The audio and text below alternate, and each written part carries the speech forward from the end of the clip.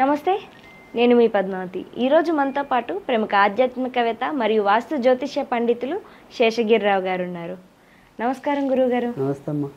గురువుగారు, మే నెలలో చూసుకున్నట్టయితే కనుక మిథున రాశి వారికి వీరికి గోచారం ప్రకారం ఏ విధంగా ఉంటుందంటారు? దాంతోపాటుగా వీరు ఎటువంటి పనుల్లోని కాస్త జాగ్రత్త పట్టించడం ద్వారా మంచి ఫలితాలు కలిగే అవకాశం ఉంటుందంటారు? తప్పకుండా. ప్రస్తుతం అయితే ఉన్న కొద్దిగా మంచి ఫలితాలు వచ్చే రాశుల్లో మిథునం కూడా ఒకటి.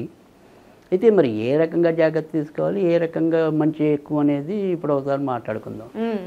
సో ఇక్కడ ఏంటంటే ఏదైనా సరే వృత్తి ఉద్యోగాలు అభివృద్ధి అనే దాంట్లో నిస్సంకోచంగా అభివృద్ధిలోకి రావటం అనేది అయితే ఉంటుంది. తర్వాత రెండోది వచ్చేప్పటికి ఏదైనా సరే విదేశాలకి వాటికి వెళ్ళటం, అలాంటి వాటి అన్నిటికీ మాత్రం మే 19వ తారీఖు తర్వాత నుంచి మంచిది. అంటే బయటికి వెళ్ళటం, బయటికి ఏదైనా సరే ఉద్యోగాల్లో ఈ ఊరు వదిలేసి ఇంకేదైనా ఊరు వెళ్ళటం, అంటే ఈ స్థాన ప్రదేశ మార్పుల కోసం ప్రయత్నించే వాళ్ళు ఎవరైనా సరే మే 18 అనంతరం వాటికి సంబంధించిన ప్రయత్నాలు కొద్దిగా బలంగా చేసినట్టయితే కనుక ఖచ్చితంగా విజయం సాధించడం అనేది అయితే ఉంటుంది. అయితే ప్రస్తుతం రెండో ఇంట్లో మనకి కుజుడు వీళ్ళకి సంచారం చేస్తున్నాడు గత కొద్ది నెలలుగా. దానివల్ల ఏంటి అంటే కనుక ఎంత డబ్బు వచ్చినా కూడా ఏదో విధంగా ఎక్కువ ఖర్చు అవుతూ ఉండటం అనేది. సో ఆర్థిక విషయాల్లో ఒక స్పష్టమైన ప్రణాళిక లేకపోవటం, అంటే చేతికి వచ్చిందే తడువుగా ఖర్చు పెట్టడం, సో నా బుద్ధికి తోచినట్టుగా ఖర్చు పెట్టడం.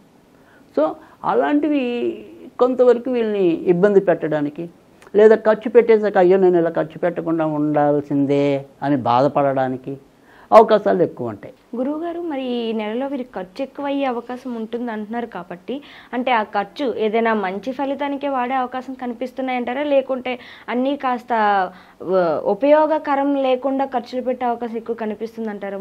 అదే, అందుకే ఖచ్చితంగా కొద్దిగా వేస్టేజ్ అనేది వ్యర్థముగా ఖర్చు పెట్టేది కూడా ఉంది బాగా. కేవలం ఒక 75% వేస్టేజ్ ఉంది. 75%. సో ఒకటి అనుకుని ఒకటి ఖర్చు పెట్టడం.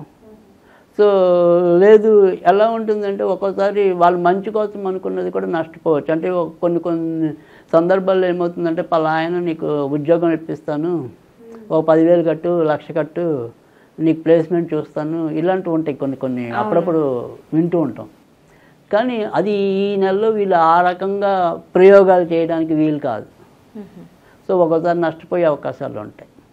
ఇక పావువంతు ఏంటంటే ఖచ్చితంగా ఇంటికి సంబంధించిన బాధ్యతలు ఏవైతే ఉంటాయో ఖచ్చితంగా వాటిని ఫుల్ఫిల్ చేస్తారు. సో ఏదైనా సరే ఎవరికైనా సుస్థి ఉంటే గబుక్కుని తీసుకెళ్ళి వాళ్ళకి వైద్యం చేయించడం అనుకోండి.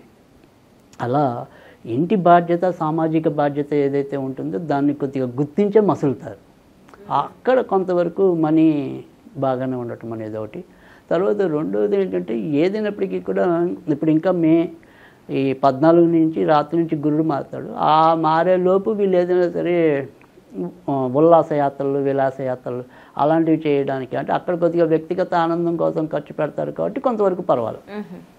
అంటే గుళ్ళు గోపురాలు తిరిగే వాళ్ళకి గుళ్ళు గోపురాలు అవుతాయి తిరగటం, అంటే పుణ్యక్షేత్రాలు సందర్శించాలన్నా అవుతుంది, లేదా ఏదైనా సరే మనం ఎంజాయ్ స్పాట్లు ఉంటాయి కదా, అలా ఏదైనా వెళ్ళాలన్నా కూడా కొడైకెనాల్, ఊటీ అలాంటివి ఏమైనా వెళ్ళాలన్నా కూడా అవుతుంది.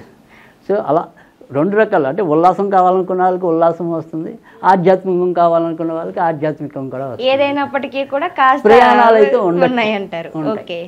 సో ఆ రకంగా కొంతవరకు ఎంజాయ్ చేయడానికి కూడా ఒక్కోసారి ఖర్చు పెడతారు. కాకపోతే మనం పర్సనల్ ఎంజాయ్మెంట్ కోసం కాబట్టి అక్కడ కొద్దిగా ఖర్చు పెట్టినంత బాధ అనిపించదు.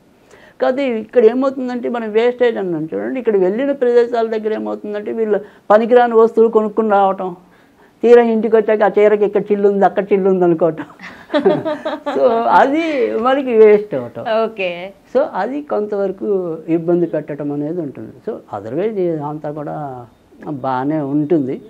సో ఇందాక మనం స్టార్టింగ్లో చెప్పుకున్నాం కొద్దిగా బాగున్న రాశుల్లో ఇది కూడా ఒకటే అని చెప్పి. అయితే మీరు ఏదైనప్పటికీ కూడా ఈ నెలలో చెప్పదగిన సూచన ఏంటంటే, ఒకటి సరే ఖర్చులు అనేది అంటే నియంత్రణ అనేది ఒకటి అనుకోండి.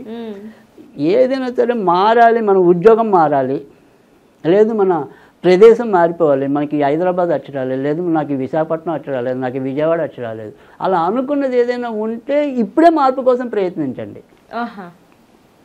సో ఏదైనా సరే కొత్త మార్పులు తీసుకోవాలి అనుకునే టైంకి ఇది రైట్ టైం. ఓకే, మే నెలలో ఏదైనా నిర్ణయాలకి కరెక్ట్ అంటే ఉద్యోగ మార్పులు, ప్రదేశ మార్పులు, ఓకే, అన్నిటికని నేను చెప్పట్లా. సో వాళ్ళ యొక్క వ్యక్తిగత యొక్క అభివృద్ధి కోసం మనం ఇక్కడ మనకి ఎన్నాళ్ళున్నా అచ్చి రావట్లేదు, మనం ఎన్నాళ్ళున్నా ఇలాగే ఉంటామని కొంత నిరాశ అనేది ఏదైతే ఉంటుందో అలాంటి వాళ్ళకి ఈ నెల మంచి టైం. సో అందుకని ఇంకా ఎందుకంటే మిథున లగ్నం అనేది ఏంటంటే కొద్దిగా డెసిషన్ మేకింగ్ అనేది ఫాస్ట్ ఉండదు.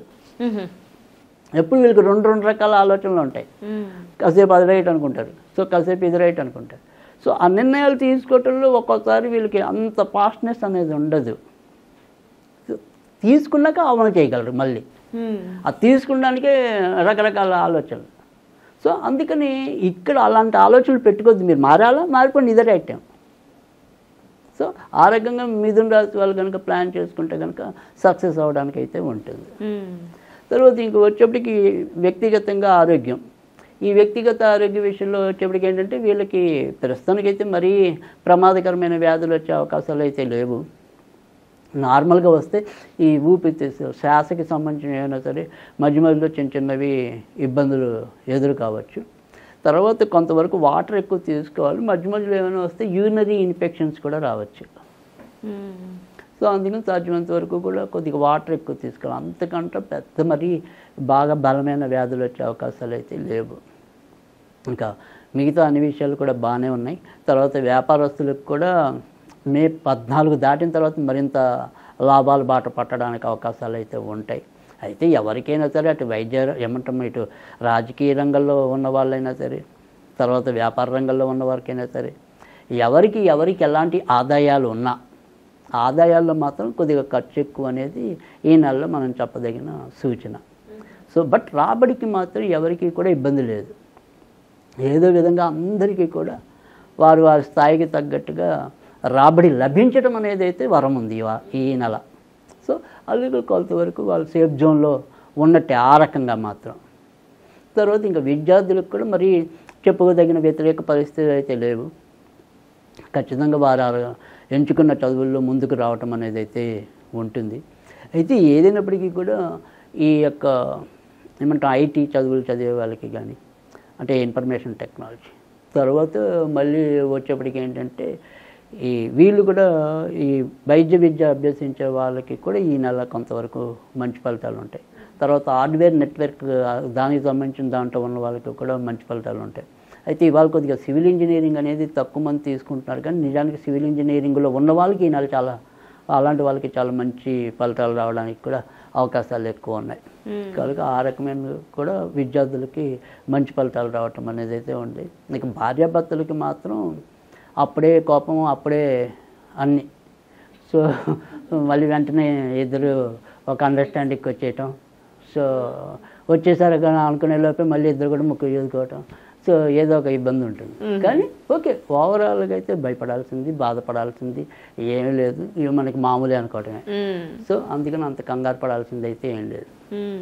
ఇక మిగిలిపోయిన వాళ్ళు ఎవరు ఉన్నారు, అందరూ కూడా బాగా కొత్తగా పెళ్ళి కావాల్సిన వాళ్ళు.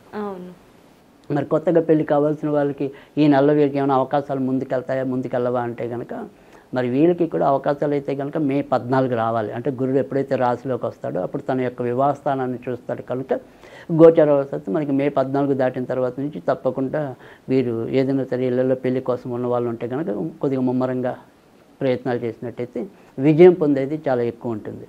సో ఆ రకంగా చేస్తే బాగుంటుంది.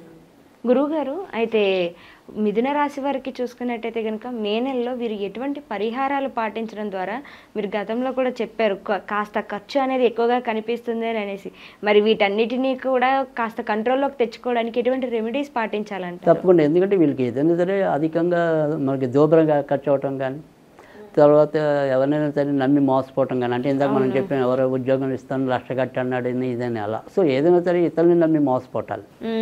సో అవన్నీ ఈ పరిధిలోకి వస్తాయి. సో అలాంటివి ఏమైనప్పటికీ కూడా వాటన్నిటిని ఇక్కడ కంట్రోల్ చేయటం అంటే కనుక కొద్దిగా సుబ్రహ్మణ్య స్వామికి సంబంధించిన పూజలు చేసుకుంటూ ఉంటే అలాంటి ఇబ్బందులు లేకుండా ఉండటం అనేది, ఇతరులతో కూడా కొంతవరకు గొడవలు, అపార్థాలు అలాంటివి రాకుండా కూడా ఉండడానికి కూడా ఉపయోగపడుతుంది. సో అందుకని సుబ్రహ్మణ్య స్వామికి సంబంధించినవి ఏమైనా సరే ఈ నెలలో ఎక్కువగా వీళ్ళు చదువుకుంటే కనుక మరింత మంచి రావటం అనేది అయితే ఉంటుంది. ఇక సుబ్రహ్మణ్యుడితో సంబంధం లేకుండా ఏదైనా సరే చేసుకోవాలి అనుకుంటే కనుక కొద్దిగా మంగళవారాల పూట బెల్లం నీరు ఏదైనా సరే చెట్టు లేదా మొక్క మొదల్లో వేస్తున్నట్టయితే తప్పకుండా మంచి ఫలితాలు రావటం అనేది అయితే ఉంటుంది. సో ఈ నెలలో వీళ్ళు చేయాల్సింది ఈ పద్ధతిలో చేయాలి. ఇక మనం మామూలుగా ఏదైనా సరే ఒక స్విచ్ వర్డ్లో ఏదైనా అనుకోవాలి అనుకుంటే కనుక కోరల్